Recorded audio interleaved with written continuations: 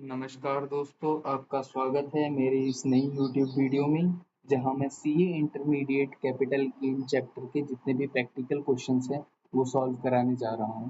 देखिए बेसिकली ये जो वीडियो है ये पार्ट 1 है कैपिटल गेन चैप्टर का, जिसमें कि मैं टेस्ट योर नॉलेज के सारे क्वेश्चंस कराऊंगा। इसके बाद पार्ट 2 और आएगा जिसमें कि मैं इलस्ट्रेशंस जितने भी हैं वो सॉल्व कराऊंगा।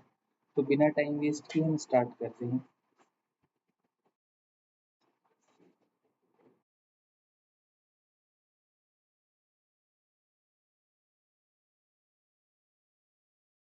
क्योंकि मिस्टर मिथुन है जिनके पास की 100 इक्विटी शेयर हैं of good money company limited, जो कि उन्होंने परचेज किया था। कब किया था? 1 अप्रैल 2007 को एट द रेट ऑफ 1000 पर शेयर। यानी कि जो इन्होंने परचेज किया था शेयर्स, वो कितने का किया था? 1000 इंटू में 100, यानी कि 1 लाख रुपए का इन्होंने परचेज किए थे, जो शेयर्स थे परचेज किए थे। कब किए थे? 1/4/2007 को। उसके बाद कंपनी ने इन्हें 1:1 के रेशियो में ऑन 1 दिसंबर 2023 में शेयर अलॉट की। यानी कि इनके पास 100 शेयर पहले से थे, उसके बाद 100 शेयर 1:1 के रेशियो में यानी कि और अलॉट किए हैं। और उन्हें डिविडेंड भी मिला है 10 रुपए पर शेयर। और डिविडेंड कब मिला है? बोनस शेयर अलॉट होने के बाद। तो ये चीज़ भी आपको ध्यान रखनी है। He has sold all the shares on 1 अक्टूबर 2024। उन्होंने 1 अक्टूबर 2024 को अपने सारे शेयर्स जो थे वो सोल्ड कर दिए 4000 रुपये पर शेयर के हिसाब से। और उन्होंने ब्रोकरेज भी पे किया है 1%, जिसका डिडक्शन मिल जाएगा, प्लस एसटीटी भी पे किया है 0.02%। तो देखिए मैं एक चीज़ आपको बता दूं कि जब भी आप कैपिटल गेन अपना निकाल रहे हैं, उसकी कैलकुलेशन कर रहे हैं, तो जो सिक्योरिटी ट्रांजैक्शन टैक्स यानी कि एसटीटी होता है, वो आप कभी भी डिडक्ट नहीं करेंगे। उसका बेनिफिट जो होता है वो एसएससी को नहीं मिलता है।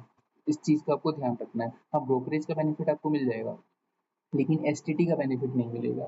तो इस क्वेश्चन में हमसे पूछा गया है कि compute his total income and tax liability for AY 25-26 if mister Mithun pays tax under default tax regime. यानी कि जो न्यू टैक्स रिजीम है, अगर उसमें वो टैक्स पे करते हैं, तो हमें उनकी टोटल इनकम और टैक्स लायबिलिटी निकालनी है, assuming that he is having other income of 8 lakh रुपए। जब उनकी अदर इनकम भी है 8 लाख रुपए की। जो फेयर मार्केट वैल्यू था गुड मनी कंपनी लिमिटेड का 31 जनवरी 2018 को 2000 रुपये। देखिए सबसे पहले हम यहाँ पे कैपिटल गेन कैलकुलेट करेंगे।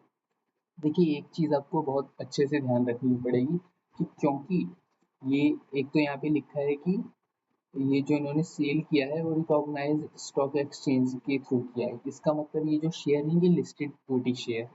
लिस्टेड इक्विटी शेयर में जो पीरियड ऑफ होल्डिंग क्या होता है, जो हम लॉन्ग टर्म के लिए देखते हैं, वो होता है 12 महीने। अगर 12 महीने तक है फिर तो शॉर्ट टर्म हुआ, लेकिन जैसे ही 12 महीने से एक दिन भी ऊपर जाता है तो वो लॉन्ग टर्म कैपिटल गेन बनेगा। जो लिस्टेड इक्विटी शेयर है उनके केस में, अगर यही अनलिस्टेड इक्विटी शेयर लिखा होता तो हम इस 12 महीने को 24 महीने पढ़ते। लेकिन क्योंकि ये लिस्टेड इक्विटी शेयर है तो यहाँ पे हमें 12 महीने देखना है। अब हमने सेल कितने का किया है, यहाँ पे एक चीज़ और ध्यान दीजिएगा कि यहाँ पे ना हमें बोनस शेयर भी मिले थे, और बोनस शेयर जो मिले हैं हमें मिले हैं 1 दिसंबर 2023 को, और हमने बेचा कब है? 1 अक्टूबर 2024 को। तो यानी कि इस पे तो हमारा शॉर्ट टर्म कैपिटल गेन आएगा, जो हमें बोनस शेयर मिले हैं। लेकिन जो हमने ओरिजिनली परचेज किए थे उसमें हमें क्या आएगा? उसमें हमें आएगा लॉन्ग टर्म कैपिटल गेन। तो पहले हम लॉन्ग टर्म कैपिटल गेन वो कर लेते हैं। तो यहाँ पे हमारा जो fair value full value consideration है वो हमारा कितना हो जाएगा?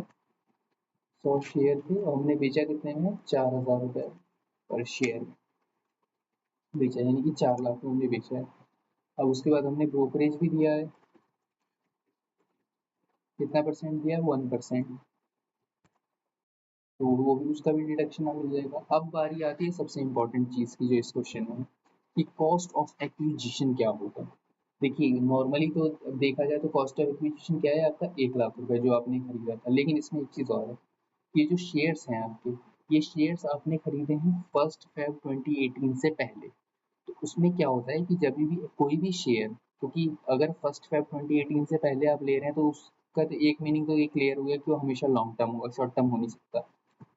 अब जो वो लॉन्ग टर्म होगा तो उसमें जो कॉस्ट ऑफ एक्विजिशन की जो वैल्यूएशन होती है वो कैसे होती है? तो देखिए उसके लिए सबसे पहले हमें देखना पड़ेगा कि हमने जो एक्चुअल में परचेज कितने में किया था। यहाँ पे लिखा है हमने 2000 सॉरी 1000 रुपये में परचेज किया था एक शेयर। अब 31 जनवरी 2018 को उसकी फेयर वैल्यू क्या थी? उसकी फेयर वैल्यू थी 2000 रुपये और हमने बेचा कितने में? 4000। तो यहाँ पे हमारे पास तीन चीजें हैं कि हमने बेचा 4000 में, फेयर मार्केट वैल्यू 31 जनवरी 2018 को 2000 थी और खरीदा हमने 1000 रुपये। तो जो कॉस्ट ऑफ एक्विजिशन निकलती है long term capital gain case में, वो ऐसे निकलती है कि हमें पहले देखना हो कि हाइयर ऑफ हमें लेना पड़ेगा, हाइयर ऑफ हम लेंगे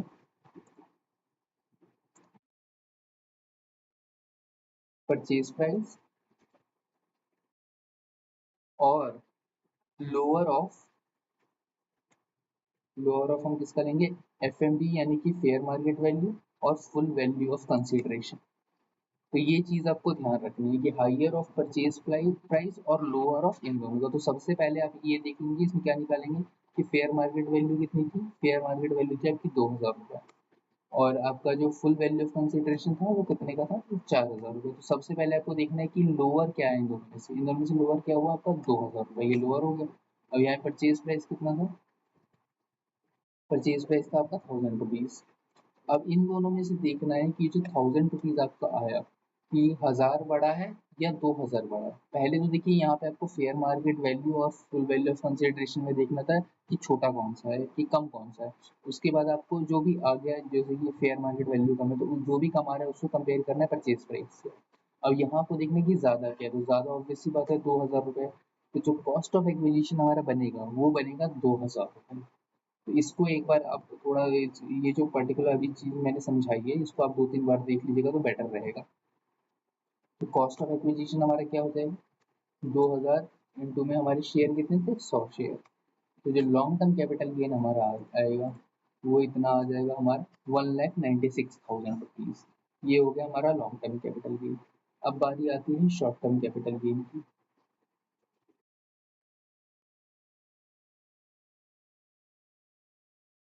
इस केस में क्या होगा? फुल वैल्यू ऑफ कंसिडरेशन हमारा सेम रहेगा और जो ब्रोकरेज, क्योंकि भले ही बोनस शेयर हो लेकिन बेचा तो हमने 4000 में ही है तो पैसे तो हमें पूरे ही मिलेंगे। अब ब्रोकरेज भी 1% जाएगा। लेकिन बारी यहाँ पे सबसे इंपॉर्टेंट चीज़ देखने वाली वो ये है कि इसका कॉस्ट ऑफ एक्विजिशन क्या है, क्योंकि ये जो शेयर हैं ये बोनस शेयर हैं, यानी कि जो शेयर मिले हमें फ्री में मिले। अगर फ्री में मिले हैं तो ऑब्वियस सी बात है जब हमने कुछ पैसा दिया नहीं तो बेनिफिट भी नहीं मिलेगा। तो जो कॉस्ट ऑफ एक्विजिशन हो जाएगा वो हो जाएगा आपका जीरो।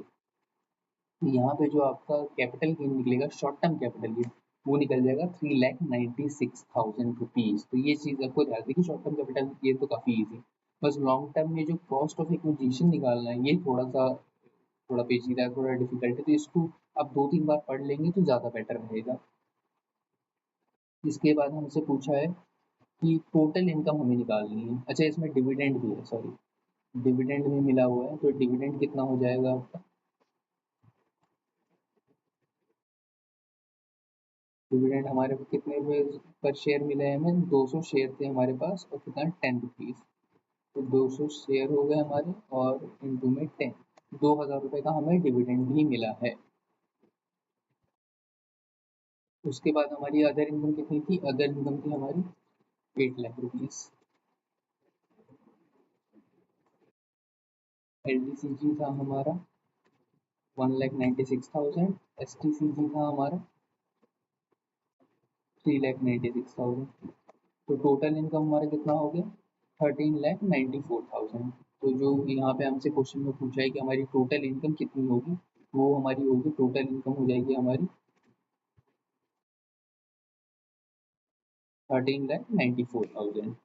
लेकिन इसके अलावा हमसे एक चीज़ और पूछी है कि हमारी टैक्स लायबिलिटी क्या होगी। टोटल इनकम तो आ गई हमारी, टैक्स लायबिलिटी क्या होगी अंडर डिफॉल्ट टैक्स रिजीम यानी कि न्यू रिजीम में।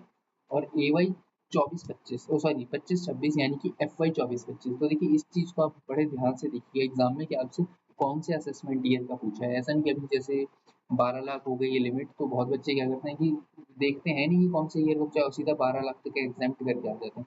तो वो गलती आपको नहीं करनी है। जो AY 25-26 है उसमें बता दूं कि 7 लाख तक ही एग्जाम था और उसमें भी अगर 7 लाख से ऊपर इनकम जा रही है तो आपको टैक्स पूरे पे देना है। तो यहाँ पे क्योंकि ये 8,02,000 तो ऐसे ही आपका दिख रहा है तो यानी कि आपको टैक्स पूरे पे देना है। तो अगर अब आप इस पे जो टैक्स निकालेंगे हम LTCG पे कितना टैक्स लगेगा, वन बाय वन निकालते हैं इसको। LTCG एलटीसीजी के केस में क्या है कि अगर आपने ये हमारा एलटीसीजी कितना था 196 था, इसमें जो एलटीसीजी केस में क्या होता है कि आपको 1,25,000 का डिडक्शन मिल जाता है। तो जो नेट टैक्सेबल वैल्यू होगी वो कितनी होगी, वो होगी 71। लेकिन अब सबसे बड़ी चीज़ जो देखने वाली है वो ये है कि इस पे टैक्स रेट क्या लगेगा, क्योंकि एलटीसीजी के केस में मैं आपको बता दूं कि दो टैक्स रेट है, एक है 10% और एक है 12.5%। ये 1,25,000 का एग्जामेशन तो आपको मिल गया, तो इसमें कोई दिक्कत नहीं है। जो टैक्स चाहे उससे पहले हो या बाद में कोई दिक्कत नहीं है, जो टैक्स आपको देना है वो 71,000 पे देना है। अब जो 71,000 है, तो उस केस में आपको क्या करना है, उस केस में आपको सिंपली देखना है। तो यहाँ पे हमें क्या देखना है कि जो हमने शेयर्स खरीदे वो एक्चुअल में खरीदे कब है, सॉरी बेचे कब है, आपकी जगह जो शेयर हमने बेचे हैं वो बेचे कब है। तो हमने बेचा कब है, 1 अक्टूबर 2024 को। देखिए, अगर कोई भी शेयर आपने 23 जुलाई 2024 या उसके बाद बेचा है तो उस पर टैक्स रेट क्या है, 12.5%। लेकिन अगर कोई भी शेयर आपने अप टू 22 जुलाई 2024 तक बेच दिया है तो उस केस में क्या होता है, जो टैक्स रेट होगा वो होगा 10%। लेकिन यहाँ क्या है कि ऑब्वियस बात है, 22 जुलाई के बाद यानी 23 जुलाई है उसके बाद बेचा, तो यहाँ पे जो टैक्स रेट लगेगा वो 71,000 पे एक तो लगेगा, और क्या रेट लगेगा, 12.5%। तो ये आपका आ जाएगा 8,875। अब यहाँ पे है एस टी सी जी। अब एस टी सी जी पे आपको कितना रेट लगेगा, एसटीसीजी के केस में भी सेम चीज़ है, ऑब्वियस सी बात है कि उसमें भी जो आपको देखना पड़ेगा कि आपने एक्चुअल में सोल्ड कब किया है शेयर। तो उस केस में क्या होता है कि अगर आपने 23 जुलाई से पहले सोल्ड कर दिया है फिर तो 15% रेट है। लेकिन अगर आपने वही शेयर्स 23 जुलाई या उसके बाद में सोल्ड किए हैं, उसके बाद बेचे हैं, तब जो रेट है वो 20% हो जाता है। तो यहाँ पे एसएससी को थोड़ा नुकसान हुआ है, अगर थोड़ा जल्दी बेच देते तो फायदा हो जाता, कम टैक्स रेट देना पड़ता, लेकिन ठीक है, कुछ कर नहीं सकते। अब इसके बाद ये हमारा L T C G S T C G आ गया। अब बारी आती है अदर इनकम और डिविडेंड की। अब देखिए, जो डिविडेंड या फिर अदर इनकम ये आपके नॉर्मल रेट से टैक्सेबल है, क्योंकि जो L T C G S T C G इस पे जो रेट लगता है 20% या 12.5%, ये स्पेशल टैक्स रेट है। लेकिन जो आपकी जो नॉर्मल इनकम है, तो नॉर्मल इनकम कितनी है यहाँ पे, आपकी जो नॉर्मल इनकम है वो हो जाएगी 8,02,000 रुपये। ये 8 लाख आपका ये हो गया, और डिविडेंड कितना है आपका, 2,000 रुपये। तो यहाँ पे आपकी अदर इनकम कितनी होगी, 8,02,000। अब जैसा कि आपको पता है कि जो स्लैब रेट है वो तो आप सबको पता ही होगा कि अप टू 3 लाख एग्जाम्प्ट होता है न्यू टैक्स रिजीम में, और 3 लाख से 7 लाख यानी कि 4 लाख पे आपका कितना परसेंट टैक्स लगता है, 4 लाख की जो होता है उस पर आपका टैक्स लगेगा ये 5%। वहाँ पे आपका 5% टैक्स लग गया। उसके बाद जो 7 लाख से ऊपर है उस पर कितना लग जाएगा, ये 8,02,000 माइनस में 7 लाख, इस पे आपका कितना टैक्स लग जाएगा, इस पे आपका 10% टैक्स लग जाएगा। जो हमारा टोटल टैक्स हो जाएगा वो कितना हो जाएगा, अगर इनकम में, और यहाँ पे हमारा जो टैक्स हो जाएगा वो हो जाएगा 20,000 प्लस में 10,000। तो जो टोटल टैक्स हो गया हमारा 1,18,275 प्लस इस पे, क्योंकि एजुकेशन सेस भी लगेगा आपका 4%, तो भी हमें लगाना पड़ेगा। तो जो नेट टैक्स आ जाएगा आपका, नेट टैक्स आ जाएगा आपका 1,23,006 रुपये। इसको हम राउंड ऑफ कर देते हैं नियरेस्ट टेन में, क्योंकि एज पर सेक्शन 288B आपको जो नियरेस्ट 10 डेसिमल होता है उस पर आपको, सॉरी 10 जो होता है उसमें नियरेस्ट 10 में आपको इसको राउंड ऑफ करना पड़ता है। अगर यहाँ पे 4 होता तो ये 1,23,000 हो जाता है, लेकिन क्योंकि ये 6 है यहाँ पे तो ये 1,23,010 रुपये आपकी जो पेनल्टी होगी, मैं सॉरी टैक्स जो होगा वो हो जाएगा। एक बार इसका आंसर भी चेक कर लेते हैं।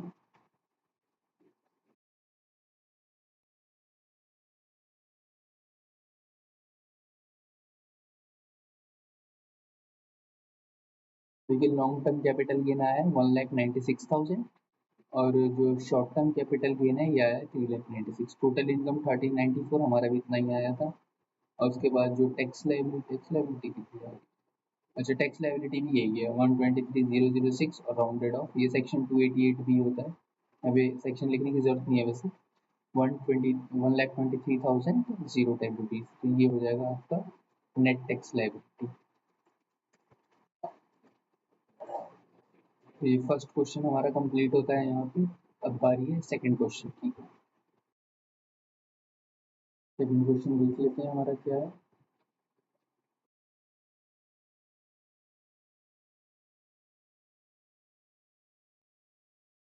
मिस्टर आरव, ये हमने एक्सेल में भी बना रखा है इसको। हाँ, मिस्टर आरव हैं जिन्होंने कि अपनी जो अपना प्लॉट था उनका यानी कि लैंड थी, तो उसको उन्होंने परचेज किया था 80,000 में। जुलाई 2004 में परचेज किया था और उसको अब ये स्टॉक इन ट्रेड में कन्वर्ट करना चाह रहे हैं। तो कन्वर्ट देखिए, यहाँ पे ये थोड़ा इंपॉर्टेंट क्वेश्चन है, आपको देखने में छोटा लग रहा होगा लेकिन यहाँ पे एक बहुत इंपॉर्टेंट कॉन्सेप्ट है जो कि आपको ध्यान से समझना होगा। कि जब भी आप इस तरह की कुछ भी अपनी कैपिटल एसेट कन्वर्ट कर रहे हैं, तो उस केस में क्या होता है कि जो वैल्यूएशन होती है वो तो जिस साल आप कन्वर्ट कर रहे हैं उसी साल होगी, लेकिन जो उस पर टैक्स लायबिलिटी आएगी वो एक्चुअल में तब आएगी जब आप वो जो कन्वर्टेड एसेट है उसको एक्चुअल में आप सोल्ड करोगे। तो यहाँ पे ये चीज़ आपको ध्यान रखनी है। मैं आपको थोड़ा क्वेश्चन बता ही देता हूँ, वो सॉल्व करके आपको पूरा समझ में आ जाएगा कि जब इन्होंने जो जो लैंड था वो 80,000 में खरीदी थी 2004 में, और जब इन्होंने कन्वर्ट किया उसको स्टॉक एंड ट्रेड में, तो उसकी वैल्यू कितनी थी 31 मार्च 2024 में 3 लाख रुपए। तो यहाँ पे इनका कैपिटल गेन आ जाएगा। कैपिटल गेन आ जाएगा और क्या हो जाएगा, एलटीसीजी लिख देते हैं, क्योंकि ये ऑब्वियस बात है। लैंड के केस में क्या होता है, जो लाइफ हम देखते हैं वो देखते हैं 24 महीने। तो यहाँ पे क्योंकि 24 महीने से ज़्यादा है ऑब्वियसली, 2004 में खरीदा था आपने लैंड और 2024 में कन्वर्ट किया, तो 20 साल हो गए, तो यहाँ पे एलटीसीजी लग जाएगा। अब यहाँ पे जो आपका वैल्यू ऑफ कंसिडरेशन होगी वो कितनी होगी, कंसिडरेशन हो जाएगा आपका 3 लाख रुपए। अब बारी आती है कि कॉस्ट ऑफ एक्विजिशन कितना था, क्योंकि यहाँ पे कुछ एक्सपेंस वगैरह तो दे नहीं रखे, तो वो कॉस्ट ऑफ एक्विजिशन हम कैसे निकालेंगे। यहाँ पे दे रखा है 80,000 रुपये। 80,000 रुपये कब थे, 2004 में, और आप बेच कब रहे हैं, 2024 में। तो यहाँ पे फाइनेंशियल ईयर 23-24 का हमें कॉस्ट इन्फ्लेशन इंडेक्स दे रखा है, तो इसमें हमें सिंपली क्या करना है कि 80,000 को जो करंट ईयर का जिस ईयर में हमने कन्वर्ट किया है उससे मल्टीप्लाई कर देना है, और फिर उसे डिवाइड करना है जिस साल में हमने परचेज किया था, यानी कि 2004-5 में किया था और तब था 130। तो जो यहाँ पे कॉस्ट हो जाएगी आपका, कॉस्ट ऑफ एक्विजिशन होगा वो हो जाएगा 246,3 तो कैपिटल गेन आपका कितना आ गया, कैपिटल गेन आ गया आपका 53,628 रुपीज, ये आपका कैपिटल गेन आ गया। अब इसके बाद देखते हैं आगे क्या लिखा है। The stock in trade was sold for 3,25,000 in the month of Jain 25, यानी कि फाइनेंशियल ईयर 24-25 में इन्होंने उसे सोल्ड किया था। तो अब क्योंकि ये इनका स्टॉक एंड ट्रेड था, तो कौन से हेड में टैक्सेबल होगा, पीजीबीपी हेड में, क्योंकि हमारा बिजनेस है। इस केस में फुल वैल्यू कंसिडरेशन आपको कितना हो गया, जो सेल प्राइस है वो हो गया 3,25,000 रुपये, और हमने इसे खरीदा कितने में था, परचेज कितने में किया था हमने, परचेज में बेसिकली कन्वर्ट हुआ था, तो कन्वर्ट कितने में किया था, 3 लाख रुपए में, क्योंकि उस टाइम फेयर मार्केट वैल्यू क्या थी, 3 लाख रुपए। तो ये जो 25,000 रुपये है ये हमारा टैक्सेबल हो जाएगा पीजीबीपी में, और जो ये 53,628 है ये हमारा टैक्सेबल हो जाएगा कैपिटल में। यहाँ पे पूछा है कि find out the taxable income, तो टैक्सेबल इनकम हो जाएगी आपकी 78,628 टैक्सेबल इनकम हो जाएगी। If any and if so under which head of income and for which assessment year, LT देखिए कैपिटल गेन में जाएगा 53,628 और पीजीबीपी में जाएगा 25,000। एक चीज आप में और देखने वाली कि यहाँ पे हमसे पूछा है कि किस असेसमेंट ईयर में जाके टैक्सेबल होगा। तो देखिए जैसे मैंने आपको बताया था कि जो कैपिटल गेन हमने कैलकुलेशन की है पीजीबीपी में तो कोई इशू ही नहीं है, 25,024-25 फाइनेंशियल ईयर में जाके टैक्सेबल होगा। लेकिन ये जो कैपिटल गेन की कैलकुलेशन की है हमने वो 23-24 के अकॉर्डिंग की है, तो कैलकुलेशन बिल्कुल सही है, 23-24 के अकॉर्डिंग ही होगी, लेकिन जो टैक्स लाइबिलिटी हम पे आती है वो तब आती है जब हम उसे एक्चुअल में सोल्ड करते हैं। तो ऑब्वियस सी बात है कि हमने इसे सोल्ड कब किया है, 24-25 में, देख सकते हैं आपने, हमने इसे 24-25 में सोल्ड किया। तो ये जो असेसमेंट ईयर जिस असेसमेंट ईयर में टैक्सेबल होगा वो भी ये 25-26 असेसमेंट ईयर यानी कि 24-25 फाइनेंशियल ईयर में जाके ही टैक्सेबल। तो ये पूरे का पूरा हमारा FY 24-25 में जाके टैक्सेबल हो जाएगा।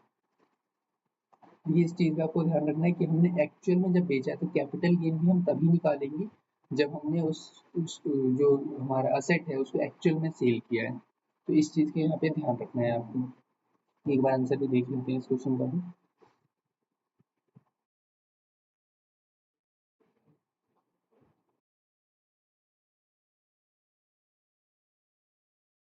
ये पीजीबीपी हेड में इन्होंने 25,000 रुपए की इनकम निकाल रखी है। ये 25 कैपिटल 25 पीजीबीपी में जाएगा ये 25,000 रुपीज। ये पीजीबीपी हेड में टैक्सेबल होगा।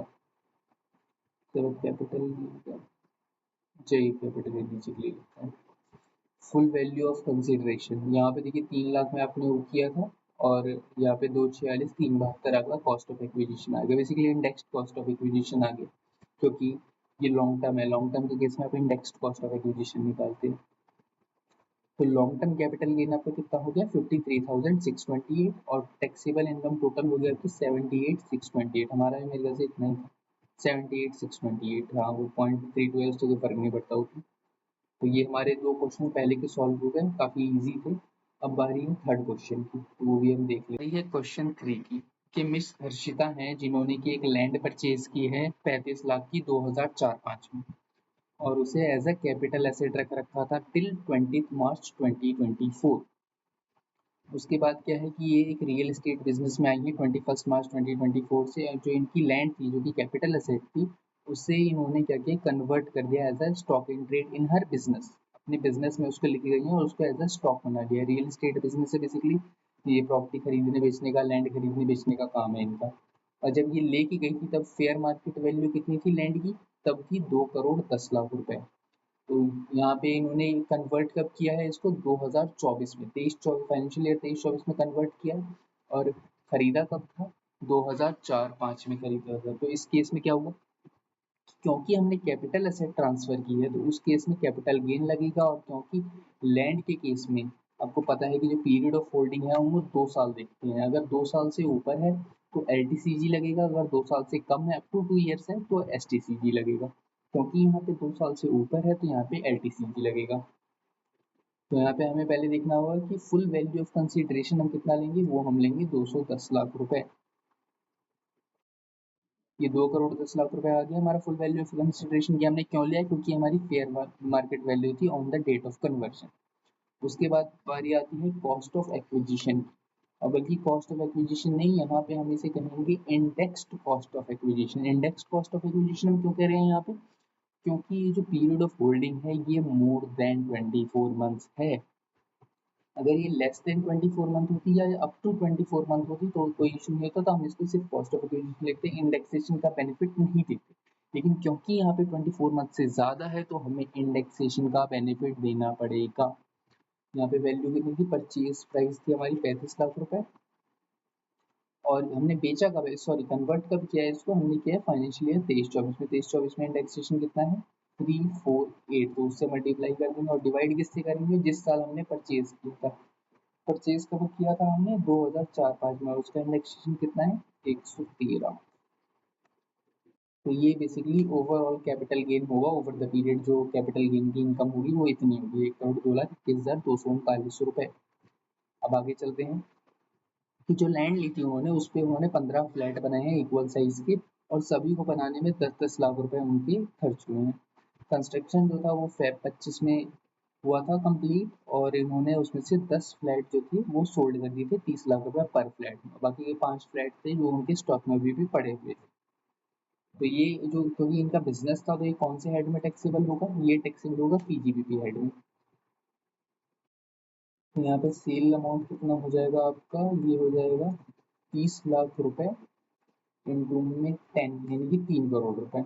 इतने का आपने सेल किया और कॉस्ट ऑफ कंस्ट्रक्शन आपकी कितनी लगी है, कॉस्ट ऑफ कंस्ट्रक्शन आपकी लगी है 10 लाख रुपए इनटू में 10, क्योंकि 10 जो फ्लैट है वो आपने सोल्ड किए तो हम सेल और कॉस्ट दोनों के लिए 10 लाख ही देखेंगे।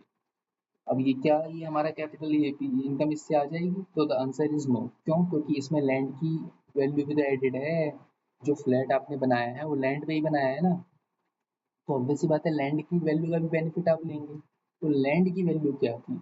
लैंड आपने कितने में लिया? आपने लिए 2 करोड़ 10 लाख रुपए में। तो क्या पूरा 2 करोड़ 10 लाख का बेनिफिट यहाँ मिल जाएगा? तो द आंसर इज नो। क्यों? क्योंकि ये जो 2 करोड़ 10 लाख रुपए है ना, ये आपकी इस जो लैंड है, जो पूरी लैंड की वैल्यू है। पूरी लैंड में आपके कितने फ्लैट बने हैं? 15 फ्लैट बने हैं। लेकिन आप बेच कितने रहे हैं? 10। तो जब आप बेच 10 रहे हैं तो फिर डिडक्शन आप पूरी का कैसे ले सकते हैं? तो इसको हम कर देंगे इनटू में 10 डिवाइडेड बाय 15। तो हमारी इनकम कितनी आ जाएगी? हमारी इनकम आ जाएगी 3 करोड़ माइनस पीजीबीपी हेड से जो हमारी टोटल इनकम बनेगी वो बनेगी 60 लाख रुपए। ये हो गया। अब बारी उसका ये देख रहे क्या दे रखा है कि she invested 50 lakh in bonds issued by NHAI and another 50 lakh in RECL. देखिए जो सेक्शन 54 ईसी होता है, अगर आपने पढ़ा हो तो उसमें बता दूं कि उसमें आपको 50 लाख रुपए तक का डिडक्शन मिल जाता है अगर आपने कोई प्रॉपर्टी सेल की है। और उसमें क्या होता है कि जो आपको कैपिटल गेन आ रहा है तो उसको अगर 50 लाख रुपए तक इन्वेस्ट कर सकते हैं एनएचएआई और आरईसीएल के बॉन्ड में। यहाँ पे क्या होगा कि आपने 50-50 लाख रुपए दोनों में वो डिपॉजिट कराए हैं। और टाइम पीरियड क्या होता है? टाइम पीरियड होता है फाइनेंशियल ईयर खत्म होने के अप टू 6 मंथ। यहाँ पे फाइनेंशियल ईयर कब खत्म हो रहा है आपका? 31 मार्च 2025। इन्होंने कब जमा कराया? अप्रैल 2025, यानी कि विद इन द पीरियड करा दिया। लेकिन एक चीज और है यहाँ पे कि जो डिडक्शन मिलता है उसका ओवरऑल अमाउंट है वो 50 लाख से एक्सीड नहीं कर सकता। अभी यहाँ पे तो ये दोनों ही एलिजिबल है, तो ये कितना हो गया? 1 करोड़। लेकिन जो सेक्शन की लिमिट है, वो सेक्शन की लिमिट क्या है? सेक्शन की लिमिट है 50 लाख रुपए। तो जो बेनिफिट आपको मिलेगा वो 50 लाख रुपए से ऊपर का नहीं मिल सकता। अब कैपिटल गेन इसका कैलकुलेट करते हैं। कैपिटल गेन कितने पे कैलकुलेट होगा? कैपिटल गेन भी आपका 10 फ्लैट पे ही कैलकुलेट होगा। क्यों? क्योंकि जो हमने जो कन्वर्जन का सेक्शन होता है वो क्या कहता है कि जब आप किसी भी अपने कैपिटल एसेट को कन्वर्ट कर रहे हैं as a stock in trade, तो जो कैपिटल गेन की जो लायबिलिटी आती है वो एक्चुअल में तब आती है जब आपने एक्चुअल में उस जो कैपिटल एसेट था जो स्टॉक इन ट्रेड बन गया उसको एक्चुअल में आपने सोल्ड किया। तो यहाँ पे हमारा जो कैपिटल गेन था ये तो हमने कैलकुलेट कर लिया था 23-24 के अकॉर्डिंग। लेकिन जो लायबिलिटी कब आएगी? लायबिलिटी आएगी हमारी 24-25 में। और 24-25 फाइनेंशियल ईयर में कितने की आएगी? 10 फ्लैट की ही आएगी, क्योंकि हमने बेचे ही 10 फ्लैट है। तो यहाँ पे उस कैलकुलेशन के लिए भी हम इसको 10/15 कर लेंगे। कॉस्ट भी हमारी 10/15 हो जाएगी। और कैपिटल गेन जो है हमारा आ जाएगा यहाँ पे 68 लाख। अब इसमें हमें 54 ईसी का बेनिफिट भी तो लेना है, डिडक्शन भी तो लेना है हमें। वो कितने का मिलेगा हमें? 50 लाख रुपए। तो जो नेट इनकम बन जाएगी हमारी कैपिटल गेन हेड से वो बन जाएगी 18,14,000। तो जो टोटल इनकम हुई हमारी पीजीबीपी हेड से कितनी होगी? 60 लाख। और कैपिटल गेन से कितनी होगी? 18,14,000। तो टोटल इनकम हो जाएगी हमारी 60 लाख प्लस 18,14,000। तो ये हो गई हमारी टोटल इनकम 78,14,159। एक बार इसका आंसर भी चेक कर लेते हैं। ये पीजीबीपी हेड से कितनी इनकम आ रही है? 60 लाख रुपए। ज़्यादा हो गई इसलिए।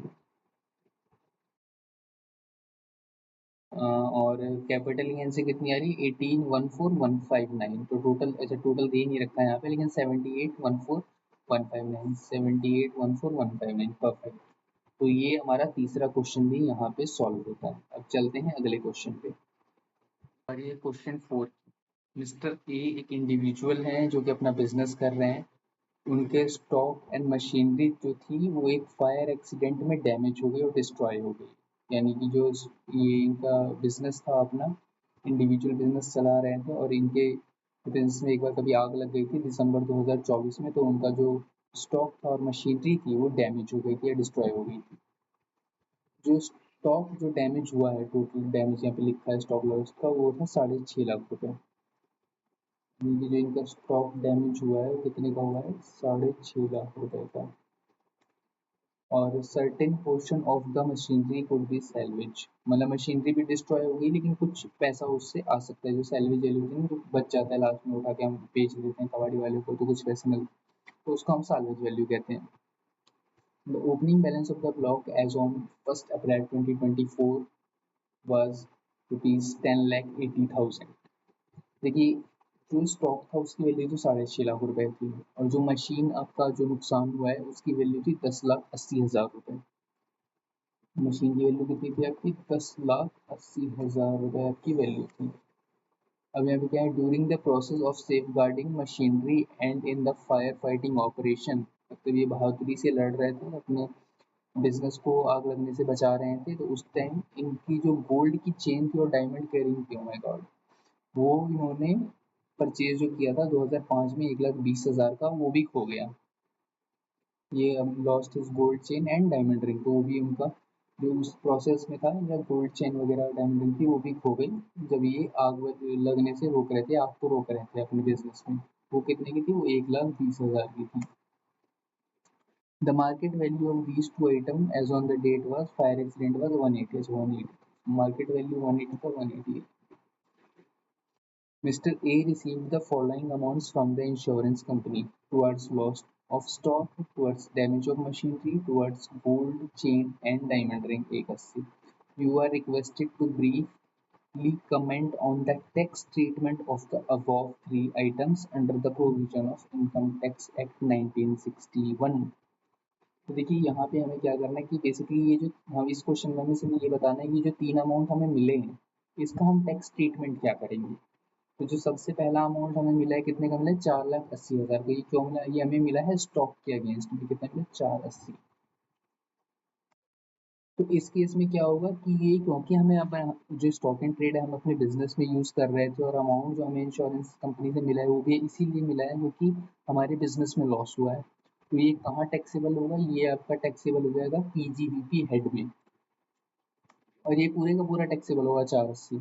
इसमें कोई डिडक्शन वगैरह नहीं मिलेगी, जितना आपको मिला है 480 पूरे का पूरा टैक्सेबल हो जाएगा। प्लस ये जो 6.5 लाख रुपए थे, अब आप में से बहुत लोग पूछेंगे कि 6.5 लाख का क्या हो, तो ये जो 6.5 लाख आपका नुकसान हुआ है, इसका आपको बेनिफिट मिल जाएगा इनकम टैक्स में।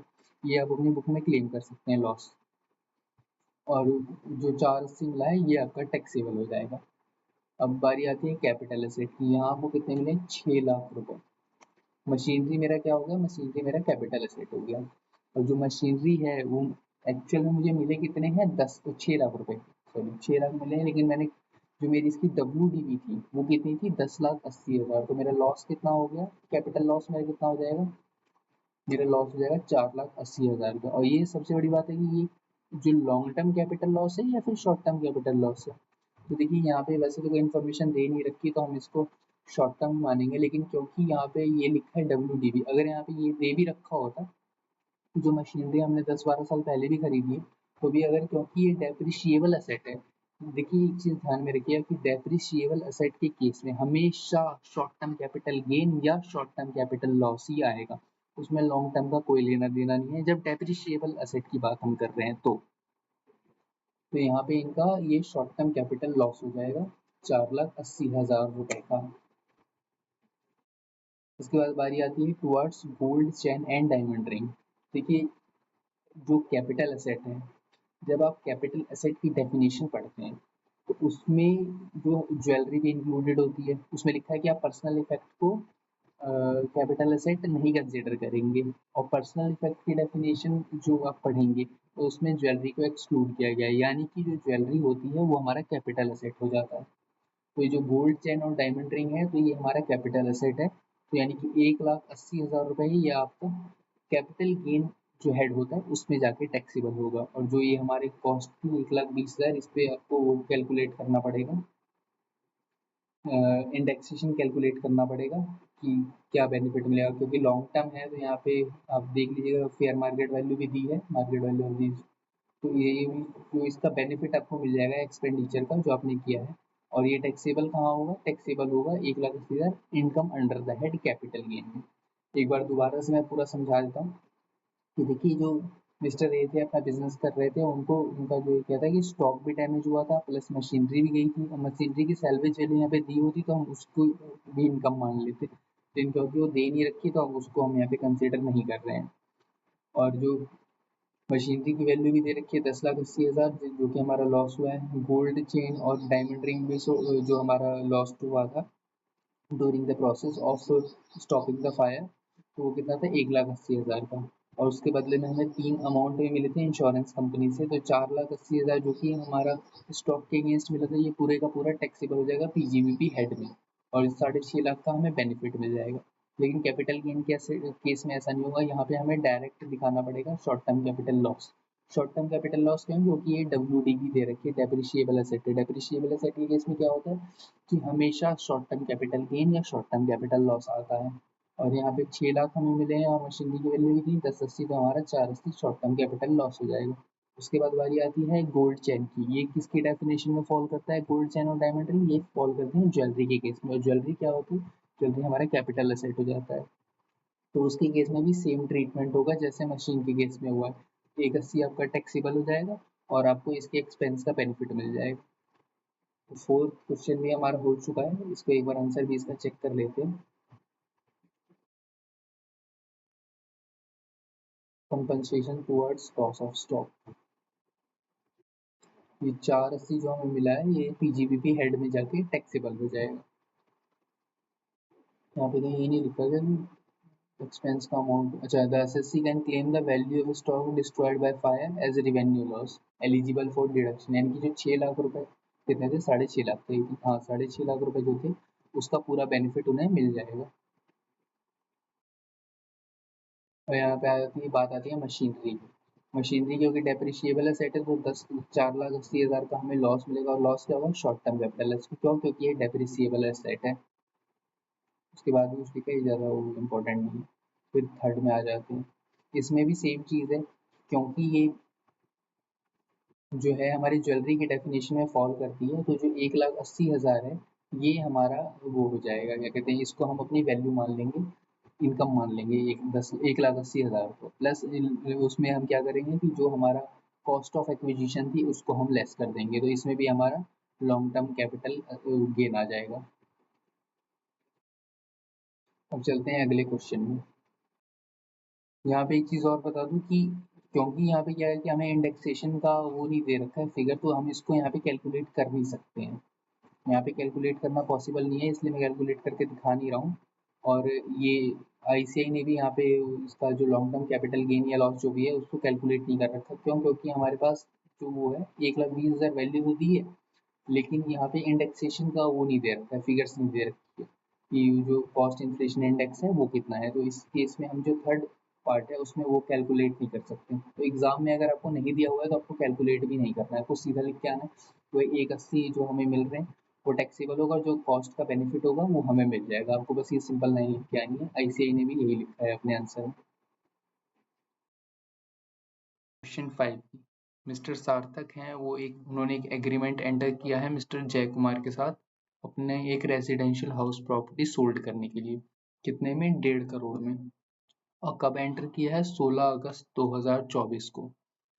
तो सेल कंसिडरेशन हमारा कितना हो गया है यहाँ पे, 1.5 करोड़ रुपए। 1.5 करोड़ में हम बेच रहे हैं। और the sale proceed were to be paid in the following manner: 20% through account pay bank draft on the date of agreement। Agreement की डेट क्या है, 16 अगस्त। हाँ, 16 अगस्त को इन्होंने अपनी प्रॉपर्टी सेल की है। और इन्होंने क्या किया है कि 20% जो अमाउंट है वो क्या किया है कि एज अ वो दे दिया, डाउन पेमेंट दे दी एक तरह से, क्योंकि 20% अमाउंट इन्होंने दे दिया डेट ऑफ एग्रीमेंट में। और 20% अमाउंट दिया कैसे है, वो दिया है अकाउंट पे ही बैंक ड्राफ्ट। देखिए मैंने आपको बताया था कि अगर क्रॉस चेक से दे रहे हैं या कैश में दे रहे हैं तो उस केस में क्या होता है कि हम उस डाउन पेमेंट को पेमेंट नहीं मानते हैं। लेकिन अगर आप अकाउंट पे ही से दे रहे हैं, अकाउंट पे ही चेक हो, बैंक ड्राफ्ट हो या फिर ऑनलाइन पेमेंट कर रहे हैं, तो उसको हम कंसीडर कर लेंगे। तो जो स्टैम्प ड्यूटी वैल्यू जो ली जाएगी वो डेट ऑफ एग्रीमेंट की ली जाएगी, तो वो चीज़ उस चीज़ में ये हमें हेल्प करेगा, उसके लिए ये चीज़ देखी जाती है। फिर 60% अमाउंट पोजेशन में और बैलेंस रजिस्ट्रेशन के बाद दिया जाएगा।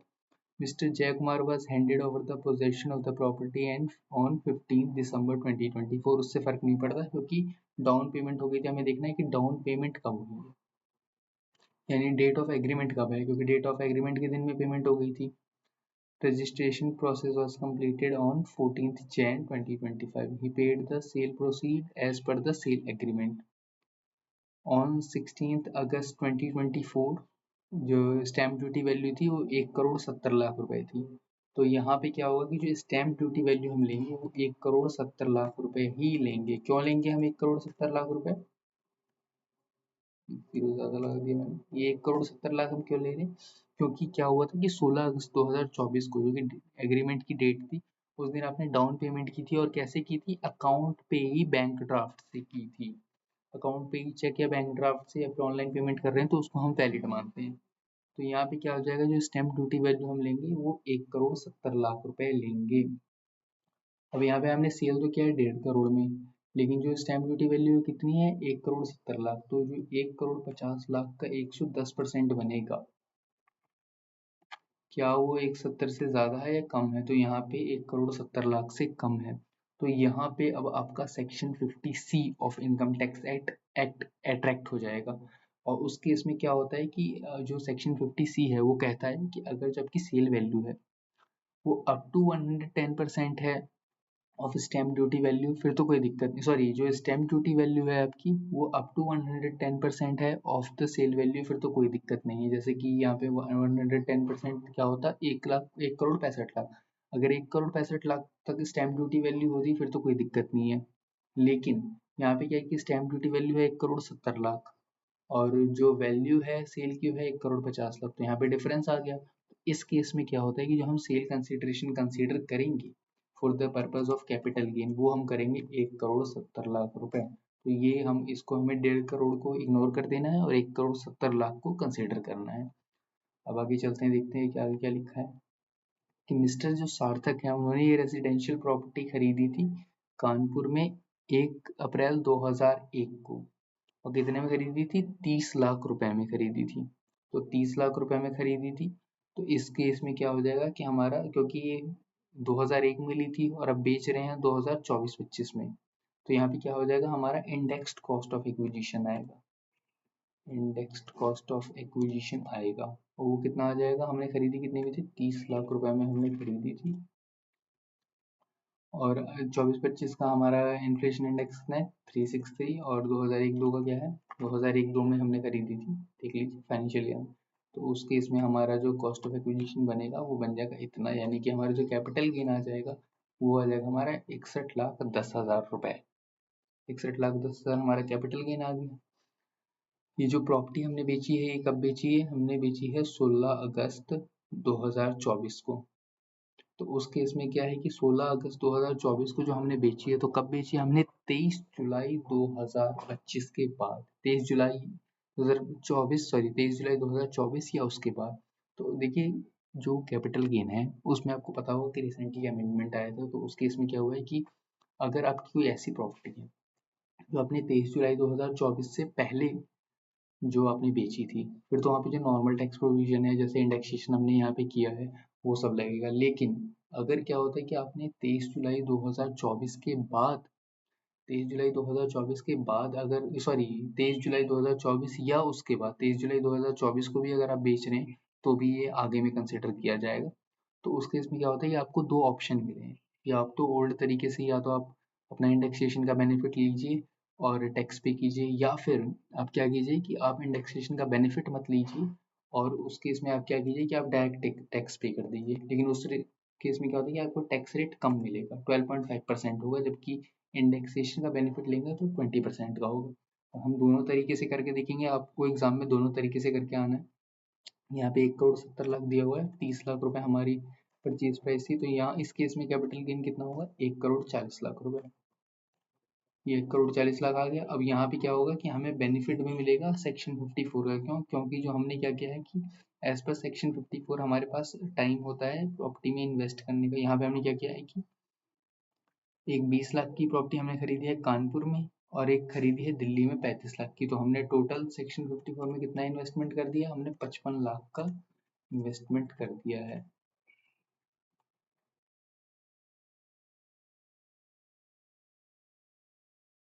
तो यहाँ पे हमारा जो अगर हम पुराने तरीके से चले तो हमारा जो नेट टैक्सेबल इनकम जो आ रही है हमारी, वो आ रही है 6,10,000 रुपये, और न्यू के हिसाब से चले तो आ रही है 85 लाख रुपीज़। जो टैक्स रेट लगेगा ओल्ड वाले में लगेगा हमारा 20% और न्यू वाले में हमारा लगेगा 12.5%। तो ऑब्वियस सी बात है कि आप ओल्ड वाले के लिए ही जाएंगे। तो आपका आंसर ये 1,22,000 हो जाएगा, 6,10,000। इसमें देख लेते हैं क्या पूछा है हमसे, compute the income chargeable under the head income capital gain of mister सार्थक फॉर AY 25-26। यहाँ पे हमसे सिर्फ इनकम पूछा, तो इनकम पूछा तो हम टैक्स नहीं निकालेंगे। एग्जाम में ज़्यादा ओवर स्मार्ट बनने की जरूरत नहीं है, जितना पूछा जाए उतना ही बताना है। यहाँ पे हमसे पूछा गया कि इनकम कितनी है, तो इनकम हमारी 6,10,000 पुराने तरीके से, और नए तरीके से जो होगी विदाउट इंडेक्सेशन जो होगा, ये विदाउट इंडेक्सेशन है, तो यहाँ पे 85 लाख रुपए हो जाएंगे। एक बार इसका आंसर चेक कर लेते हैं क्या इसे ने क्या किया है।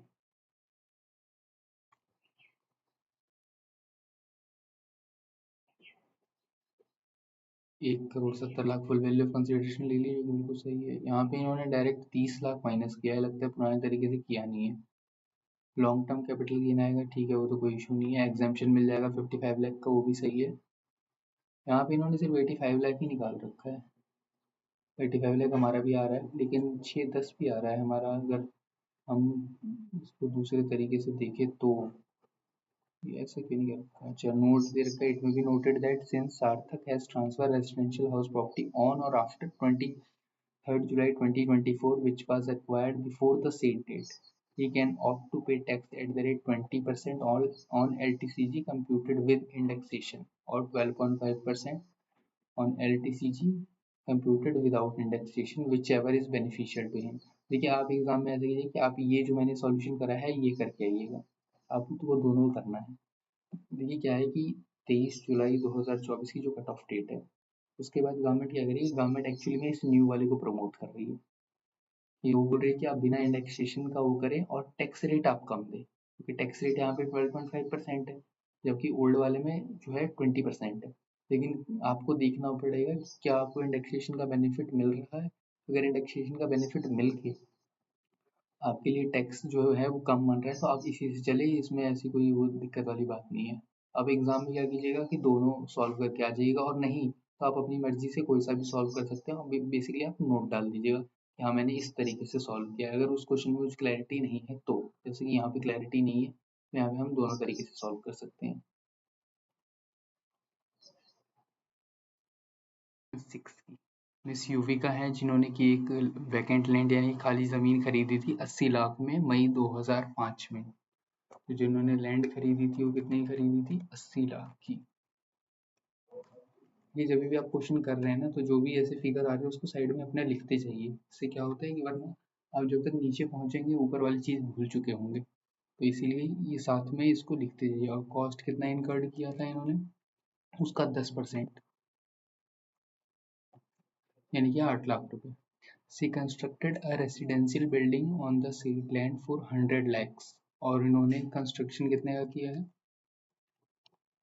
जो कंस्ट्रक्शन इन्होंने किया था वो किया था 1 करोड़ का, यानी कि 100 लाख का।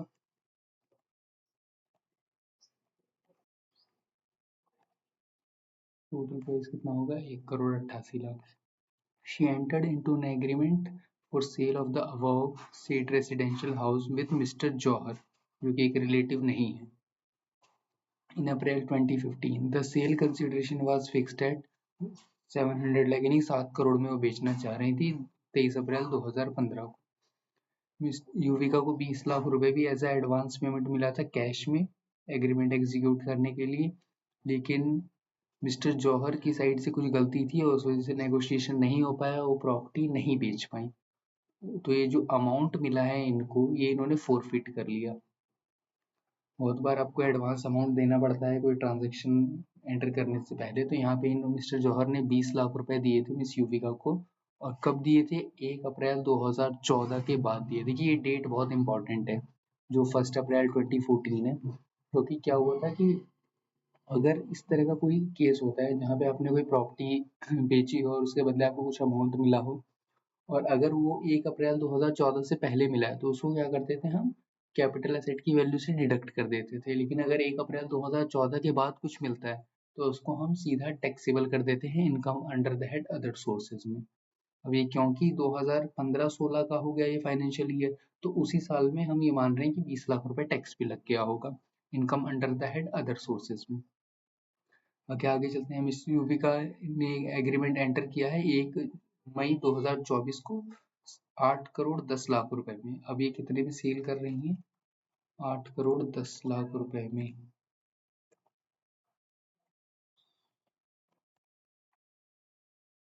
उसके बदले उन्हें एडवांस भी मिला है 80 लाख रुपए का। और कैसे मिला है? आरटीजीएस। देखिए मैंने आपको पहले ही बताया था कि अगर आपको पेमेंट बाय चेक मिल रहा है, चेक कौन सा, ये क्रॉस चेक या बियरर चेक नहीं, कौन सा चेक होना चाहिए? अकाउंट पे ही चेक। या तो अकाउंट पे ही चेक है, अकाउंट पे डिमांड ड्राफ्ट है, या ऑनलाइन पेमेंट है जैसे कि आरटीजीएस, एनईएफटी, फिर तो हम उसको सही मान लेंगे। यानी यहाँ पे जो 80 लाख रुपए है, क्योंकि इन्होंने आरटीजीएस से किया तो हम इसको मानेंगे कि इन्होंने पेमेंट सही की है, और इस डेट को हम वो माने एडवांस पेमेंट की डेट मान लेंगे। The stamp duty value on the date of agreement was 8 crore 90 lakh, यानी 890 लाख रुपए थी। अब हमें ये देखना पड़ेगा कि 8 करोड़ 10 लाख रुपए है, क्या जो 8 करोड़ 90 लाख रुपए 8 करोड़ 10 लाख के विद इन 110% की रेंज में आता है या नहीं आता? तो अगर हम 8 करोड़ 10 लाख का 110% निकाले तो हो रहा है 8 करोड़ 91 लाख। तो 8 करोड़ 90 लाख क्या विद इन द रेंज है? तो जी हाँ, 1 लाख से बच गया। अदरवाइज हम जो स्टैम्प ड्यूटी वैल्यू होते उसी को हम सेल कंसिडरेशन मान लेते, लेकिन क्योंकि विद इन 110% है तो हम 8-10 को ही यहाँ पे सेल कंसिडरेशन मानेंगे। The sale deed was executed and registered on 14 July 2024। हमें उससे फर्क नहीं पड़ता, हम तो मान रहे हैं कि भाई एडवांस जिस दिन आया था, क्योंकि बैंक में आया था 1 मई 2024 को, तो उस दिन की स्टैम्प ड्यूटी वैल्यू हमें लेनी है। 14 जुलाई 2024 को ये एग्जीक्यूट हो गया, रजिस्टर्ड भी हो गया। उस दिन जो स्टैम्प ड्यूटी वैल्यू थी रिवाइज भी हो गई, 9 करोड़ हो गई। लेकिन हमें इस 9 करोड़ को इग्नोर करना है। क्यों इग्नोर करना है? क्योंकि जो हमें एडवांस पेमेंट मिली है वो आरटीजीएस के थ्रू मिली है। अगर ये हमें बियरर चेक या फिर क्रॉस चेक टाइप से या कैश में मिला होता तो हम इसको कंसीडर करते, लेकिन क्योंकि यहाँ पे आरटीजीएस से अमाउंट मिला है तो हम इसको कंसीडर नहीं करेंगे। इसके बाद इन्होंने ब्रोकरेज दिया है यहाँ पे 1% का 8,10,000 रुपए, ब्रोकरेज का भी डिडक्शन मिल जाएगा इन्हें।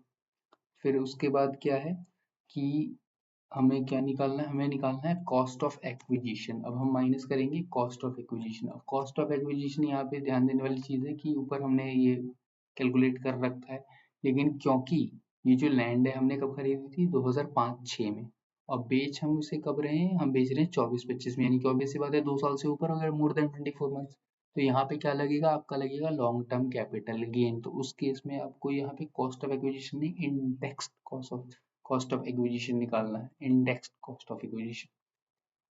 तो इस केस में क्या होगा कि आपको इन सब का इंडेक्स कॉस्ट ऑफ एक्विजिशन निकालना पड़ेगा। तो वो कैसे निकालेंगे? हम बेच कब रहे हैं?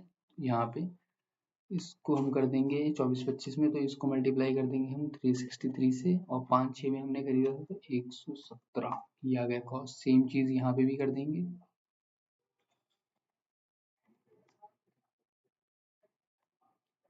लेकिन जो कंस्ट्रक्शन है वो कंस्ट्रक्शन कब हुआ है? जो ये कंस्ट्रक्शन हुआ है ये हुआ है 7-8 में, तो यहाँ पे हमें 7-8 की वैल्यू लेनी पड़ेगी। इंटू में 363 डिवाइडेड बाय 129, ये 5,54,42,000 हो गया हमारा कॉस्ट ऑफ एक्विजिशन।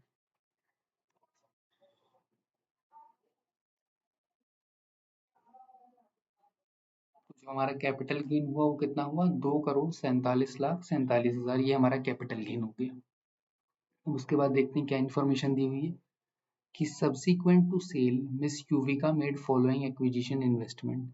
उन्होंने 2 रेसिडेंशियल हाउस खरीदे हैं, एक 1,30,00,000 का और एक 50,00,000 का। उसके बाद उन्होंने एक रेसिडेंशियल हाउस खरीदा यूके में 1,80,00,000 का, और नाही के बॉन्ड बॉन्ड में इन्वेस्ट किया है कितने का? 50,00,000 का। अच्छा, बाद में 40,00,000, टोटल 90,00,000 का इन्वेस्टमेंट किया है। तो यहाँ पे देखिए सबसे पहली चीज जो हमें देखनी पड़ेगी कि ये जो हमारा कैपिटल गेन है एज पर सेक्शन 54, क्योंकि ये जो ऊपर के जो 2 पार्ट 1 और पार्ट 2 है इसका बेनिफिट हमें सेक्शन 54 में मिलता है। अब क्योंकि सेक्शन 54 जब आप पढ़ेंगे तो वहाँ पे एक लिमिट है कि आप एक से ज़्यादा हाउस प्रॉपर्टी में तभी इन्वेस्ट कर सकते हैं जब आपका capital gain up to 2 crore हो। अप टू 2 करोड़ हो प्लस जो अगर 2 करोड़ से ऊपर जाता है तो उस केस में ना ही सिर्फ ये लिमिट है कि आप सिर्फ एक ही हाउस प्रॉपर्टी खरीद सकते हैं, बस बल्कि ये भी है कि आप फॉरेन वाला नहीं, इंडिया में ही होना चाहिए। तो जो हाउस अगर आपकी 2 करोड़ से ऊपर की कैपिटल गेन की इनकम है तो आप जो इन्वेस्टमेंट कर सकते हैं सेक्शन 54 में वो सिर्फ एक हाउस प्रॉपर्टी में कर सकते हैं, वो हाउस प्रॉपर्टी भी इंडिया में ही होनी चाहिए। तो जो ज़्यादा है ऑब्वियस सी बात है उसका आपको बेनिफिट मिल जाएगा। तो यहाँ पे 54 में आपको ये कितना है 130 लाख, यानी 1 करोड़ 30 लाख का आपको बेनिफिट मिल जाएगा यहाँ पे। ये 50 लाख जो आपने चंडीगढ़ में इन्वेस्ट किया आपको इग्नोर करना पड़ेगा, और जो यूके में आपने किया वो भी इग्नोर करना पड़ेगा। क्यों? क्योंकि हमारा जो कैपिटल गेन है 2 करोड़ से ऊपर चलेगा। इसके बाद नाही के बॉन्ड में हमने इन्वेस्ट किया 54 ईसी। जैसा कि मैंने आपको बताया था कि जो 54 ईसी है इसकी लिमिट है 50 लाख रुपए। तो भले ही आपने 90 लाख रुपए इन्वेस्ट कर दिया हो, लेकिन जो बेनिफिट आपको मिलेगा वो कितने का मिलेगा? सिर्फ 50 लाख रुपए का ही मिलेगा। जो नेट इनकम आपकी बन जाएगी वो क्या बन जाएगी? आपकी हो जाएगी 67,47,901 रुपीज। ये आपकी इनकम हो गई। ये हो गया हमारा क्वेश्चन 6 सॉल्व। एक बार इसका आंसर भी चेक कर लेते हैं।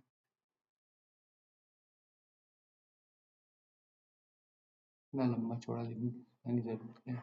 810, ये फिर ब्रोकरेज माइनस किया 80190, 273। यहाँ अच्छा यहाँ पे लैक्स में कन्वर्ट करके दे रखा है, लेकिन आप जैसे मैंने कराया आप वैसे भी कर सकते हैं, लैक्स में कन्वर्ट कर, उससे कोई फर्क नहीं पड़ता है, नंबर आपको पूरे ही मिलेंगे। यहाँ पे ये 130 का इन्होंने बेनिफिट दे दिया है। लॉन्ग टर्म कैपिटल गेन आ गया आपका 247.47, 247.47 इन लैक्स। उसके बाद आपकी नेट इनकम यहाँ पे 67.47, ये हमारा भी आ रहा था 67.47, इसको लैक्स में कन्वर्ट कर सकते हैं। वैसे एग्जाम में आपको ऐसा कोई ज़रूरी नहीं है कि लैक्स में कन्वर्ट करना ही, 67.48 आ रहा है हमारा, तो हमारा सही है। इन्होंने थोड़ा राउंड ऑफ में गलती की है, हमारा वाला सही है। तो आप एग्जाम में पूरा ही लिख के आए तो बेटर है। यहाँ पे दे भी रखा है नोट कि advance of 20 lakh received from mister Johar would have been chargeable to tax under income from other sources in AY 16-17। क्योंकि देखिए ये जो हुआ था ये जनवरी 15, कब था ये, वन डेट देख ले इसकी, जनवरी था अप्रैल 15, अप्रैल 15 में फोरफीट कर लिया था। तो यानी कि 15-16 फाइनेंशियल ईयर, यानी कि 16-17 असेसमेंट ईयर में जाके ये 20 लाख रुपए इनकम फ्रॉम अदर सोर्सेज में जाके टैक्सेबल हो जाएंगे। क्यों टैक्सेबल होंगे? क्योंकि ये 1 अप्रैल 2014 के बाद का जो फोर फीचर है वो है। अगर उससे पहले का होता तो फिर हम क्या करते हैं कि जो कॉस्ट ऑफ एक्विजिशन होती है उसमें से हम माइनस कर देते हैं।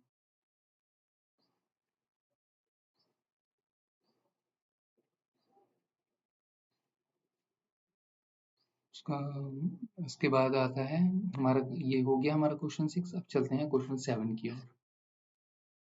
है जिन्होंने कि एक हाउस प्रॉपर्टी परचेज की थी 15 फरवरी 1979 में, 1979 में उन्होंने 3,24,000 रुपए की एक प्रॉपर्टी खरीदी थी, और उसके ऊपर इन्होंने स्टैम्प ड्यूटी पे की थी 10% on the stamp duty value. तो कितने पे पे की थी? 3.5 लाख पे 10% पे की थी। तो यहाँ पे हम लिख लेते हैं परचेज प्राइस इनका हो गया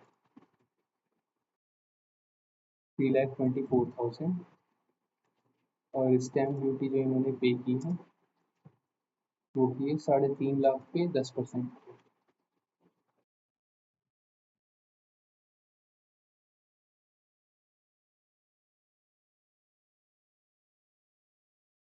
उसके बाद मिस्टर 2008 में मिस्टर शिवा ने एक एग्रीमेंट एंटर किया था मिस्टर मोहन के साथ for sale of such property को। 14,35,000 में इस प्रॉपर्टी को बेच रहे थे, और उसके बदले उन्हें 1,11,000 रुपए भी मिले थे,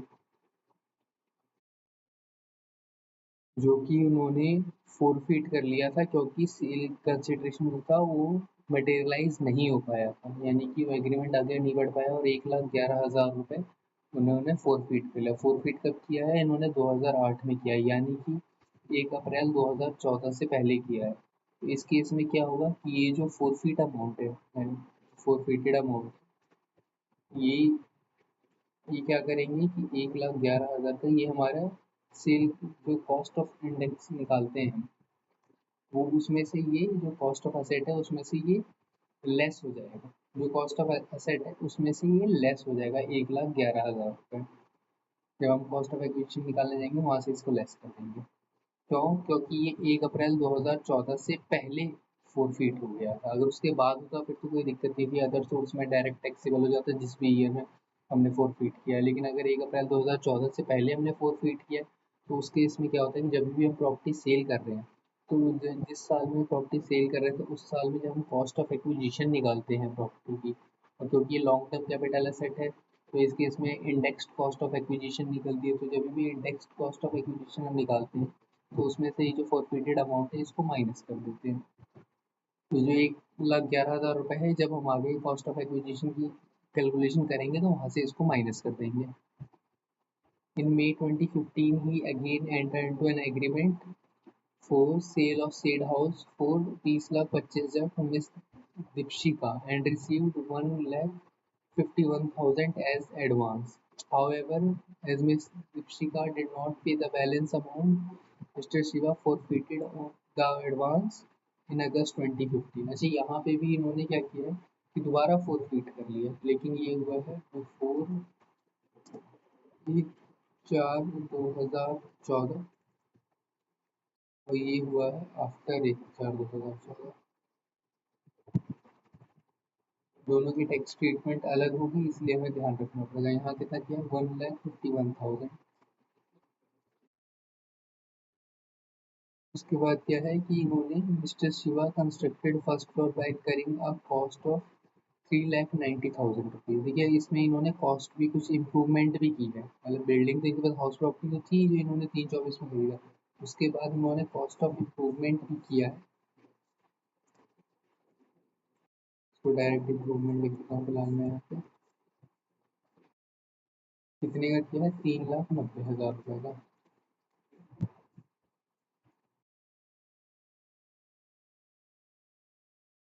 उसके बाद क्या है कि 15 नवंबर 2024 को मिस्टर शिवा ने एक एग्रीमेंट एंटर किया है मिस्टर मनीष के साथ for sale of such house.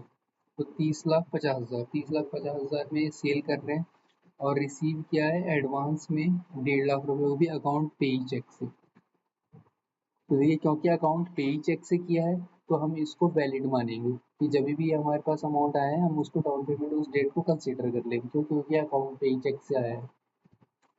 Cash या बियरर या फिर क्रॉस चेक से आया होता तो इसको हम कंसिडर नहीं करते, लेकिन क्योंकि अकाउंट पे ही चेक से तो हम इसको कंसिडर कर लेंगे।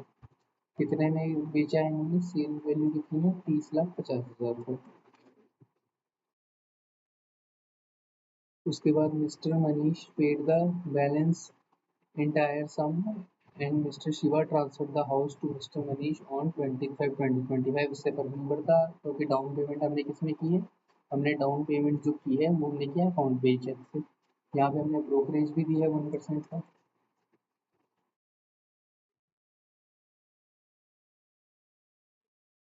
इसका बेनिफिट भी मिल जाएगा। अब बारी है कॉस्ट ऑफ एक्विजिशन निकालने की।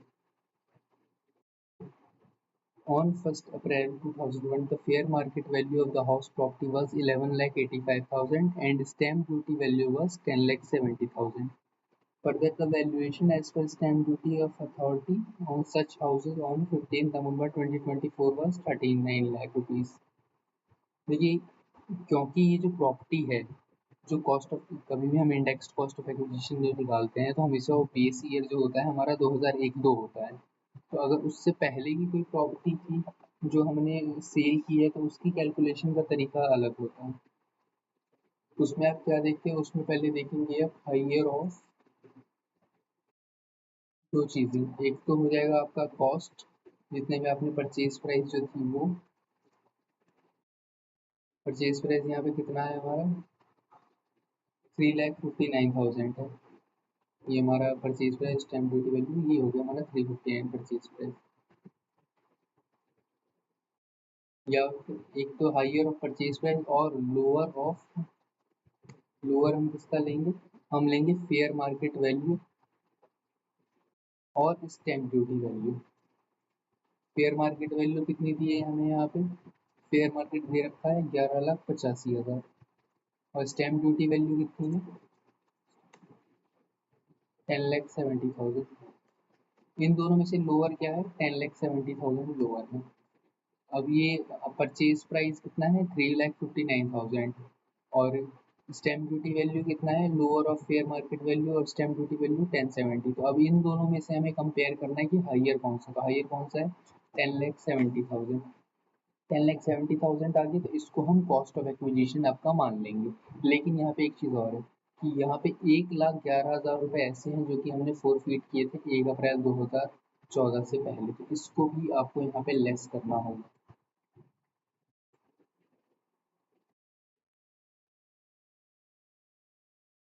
तो जो आपका कॉस्ट ऑफ एक्विजिशन बना वो कितना बना, 9,59,000 है, लेकिन 9,59,000 रुपीज़ ये आपका एक्चुअल कॉस्ट ऑफ एक्विजिशन हो गया। अब इसके बाद बारी आती है जो ये निकालना है, सेल कंसिडरेशन हमारा था 30,50,000, कॉस्ट ऑफ एक्विजिशन है हमारा 9,59,000, कॉस्ट ऑफ एक्विजिशन आ गया हमारा, यहाँ पे सी ओ निकल गया 959।